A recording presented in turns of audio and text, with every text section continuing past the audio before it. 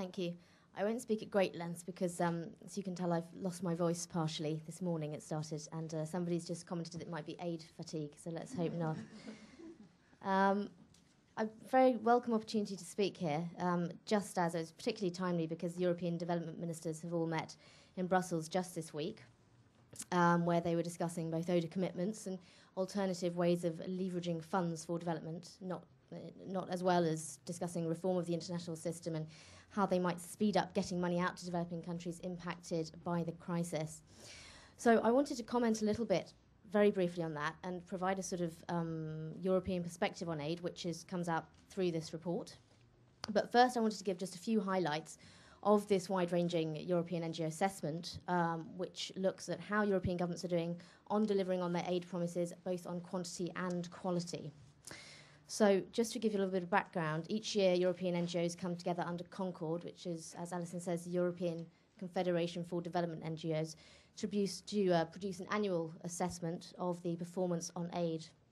This report is in its fourth year now, and each year so far, what we collectively have found is that consistently European governments are found to be underperforming on both aid quantity and quality. To that, this year, of course, we must add the newly announced aid cuts for 2009. As I've mentioned already, the impact of the financial crisis on developing country economies, and just 2 days ago, as I've said, the EU's recent unfortunate failure to explicitly recommit to individual aid commitments. This is on quantity rather than quality at the moment, making it very difficult for CSOs, for civil society at large, and for the public to hold governments to account on their commitments.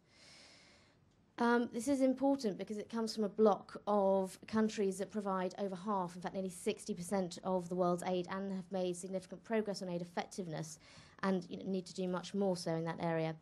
And from which, if we don't see leadership, then we can certainly consider the targets of reaching the MDGs as crucially hanging in the balance. In terms of specific findings from this year's report, which is called Lighten the Load, in a time of crisis, European aid has never been more important. I just wanted to highlight a couple of things. I'll start first just briefly on quantity, as we're asked so much about that. In terms of official progress this year, there has been a small rise from Europe in terms of the aid that they provide. The EU itself has admitted that this is not enough. It's a very small rise, and it puts them a long way off track in terms of meeting their commitments. I mean, just to highlight some trends, if they continue along this trajectory, then only 10 countries will meet their 2010 aid commitments. And for those of you who aren't obsessed with points and percentages, that means 0.56 of GNI by 2010 for Europe as a collective. And at the moment, it looks like only Luxembourg, the Netherlands, Spain, the UK, Finland, Lithuania, Cyprus, Sweden, Denmark, and Ireland, sorry to run through those, will be meeting their commitments. The rest, therefore, look as though they won't be meeting their commitments, which, as I say, puts them way off track. So this is the first thing to highlight. The second thing is that in this report, and each year we do the same thing, we look at something which we call inflated aid, where we strip out certain reported monies, and the ones that we discount are debt cancellation, student costs, and refugee costs, and analyse or look at instead, take away the underlying genuine aid.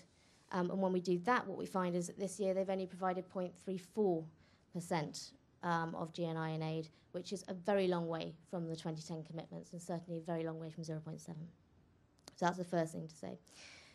When you add all of this up, what you find is that there are several missing billions. The result of this analysis is that between 2006 and 2010, EU countries will have failed to provide almost 40 billion of promised aid to developing countries due to inflated aid and missed official targets. There are other ways, of course, in which we see aid in decline. One is the shrinking proportion of European economies, so the proportion of aid as European economies shrink. This is an additional 12 billion we've calculated, and then we've seen this year's cuts as well.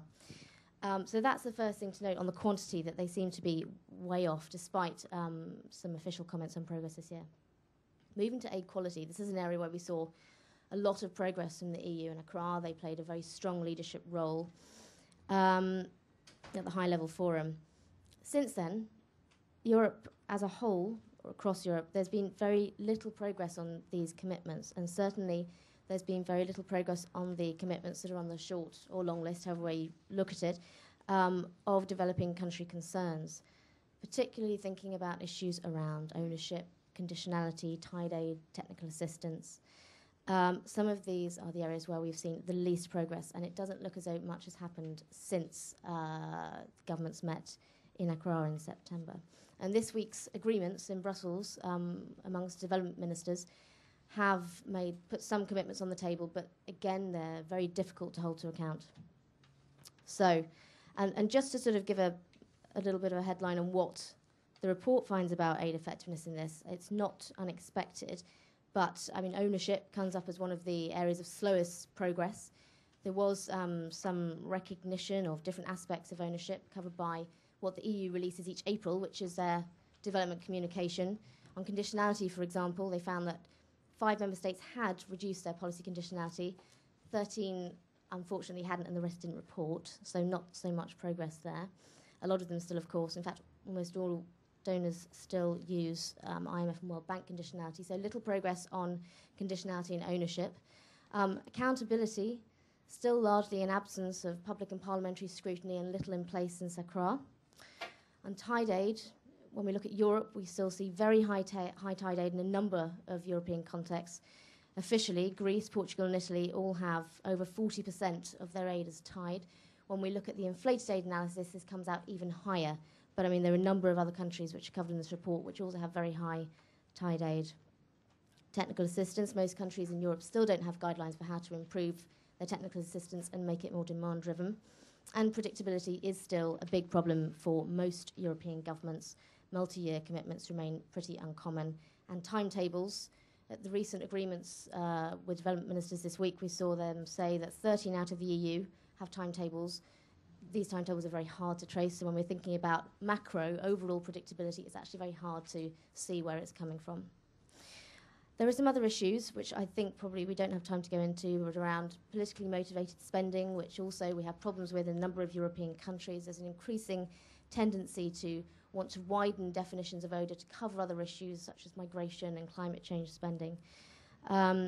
And of course, one thing is that mixing political and security incentives, which there is also an increasing tendency to do by European donors, with the aim of poverty reduction and the desire to claim rights, stands to really undermine many aspects of the argument for aid.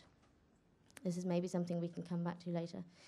Lastly, I would say that one thing that Europe as a whole is pushing very hard on in terms of aid effectiveness is division of labour. This has been really the front push that the EU has been making.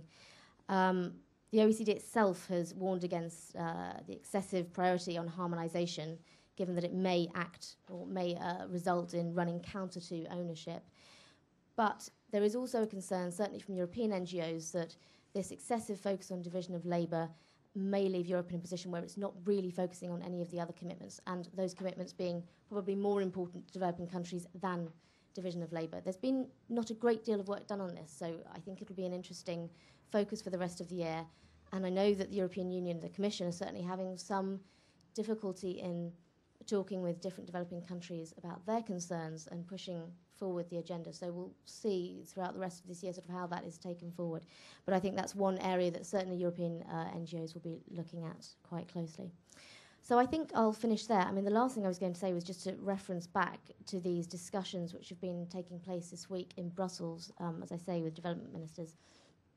Back to quantity, as I mentioned earlier, they have failed to agree their individual commitments, again, except in a footnote, which is not always so helpful for holding governments to account. But they also talk a lot about a new approach called the whole of union approach, which is an approach looking to mobilise all possible sources of financing for coping with the crisis in developing countries. And this is very interesting for aid effectiveness because it's not just aid, and sometimes NGOs, of course, can seem very overly aid-focused. But this, of course, is not just about aid. It's looking at mobilising a number of other resources, such as export credits, investment guarantees, research and technology, peace, security, migration. So in terms of applying effectiveness of activities for development, that focus on poverty reduction, I think this is an agenda which we'll be looking at very closely in the coming months. And I just wanted to flag that up, but I think it's particularly useful to have effectiveness for poverty reduction activities as a whole in our minds when we think about the aid effectiveness agenda. But Thanks very much. Thank you. Thank you very much for that.